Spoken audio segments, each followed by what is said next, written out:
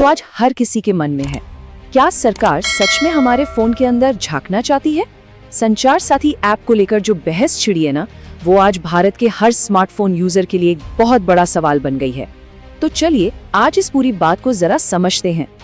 हाँ, तो सवाल यही है, क्या ये जो संचार साथी ऐप है, इसे फोन में डालने के बहाने सरकार ये देखना चाहती है कि कौन किससे बात कर रहा है, क्या चैट चल रही है या फोन में क्या रखा है?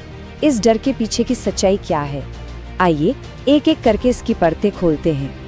तो ठीक है, इस सनसनीखेज सवाल से थोड़ा हटकर सबसे पहले ये समझते हैं कि आखिर ये ऐप है क्या, मतलब सरकार इसे क्यों लेकर आई है, ऑफिशियली इसका मकसद क्या बताया गया है। देखिए, सरकार के हिसाब से संचार साथी एक साइबर सिक्योरिटी प्लेटफॉर्म है। सीधा सा मकसद है मोबाइल चोरी, ऑनलाइन फ्रॉड और ये जो फर्जी सिम कार्ड का पूरा जाल है, इन सब मुश्किलों से लोगों को बचाना। इसके जो फीचर्स हैं वो सुनने में तो वाकई बड़े काम के लगते हैं। मतलब अगर किसी का फोन खो जाए या चोरी हो जाए तो वो इसे ब्लॉक कर सकता है, ये भी चेक कर सकता है कि उसका फोन असली है या नकली, और तो और ये भी पता लगाया जा सकता है कि किसी की आईडी पर कितने सिम चल रहे हैं। सुनने में तो ये सब बहुत ही यूजफुल लगता है ना। और सरकार के दावों को देखें तो ये काम भी कर रहा है।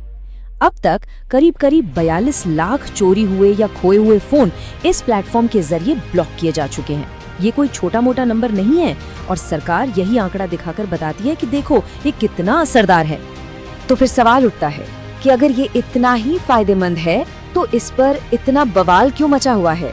दरअसल इस पूरे विवाद की जड़ एक सरकारी आदेश में छिपी है, जिसने इस ऐप को एक उपयोगी टूल से एक राष्ट्रीय बहस का मुद्दा बना दिया।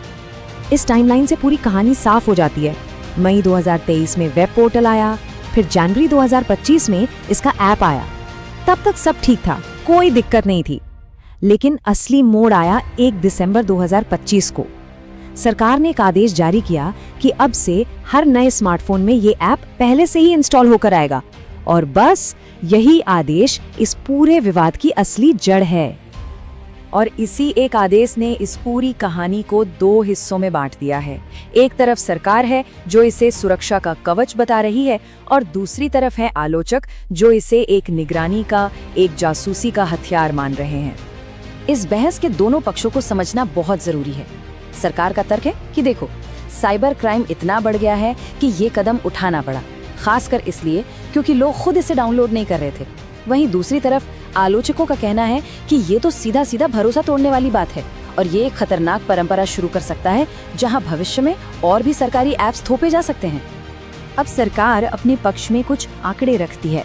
2024 में 22 लाख से ज्यादा साइबर फ्रॉड के मामले, 10 लाख फर्जी सिम पकड़े गए और हर साल करीब 50 लाख फोन या तो चोरी हो जाते हैं या खो जाते हैं।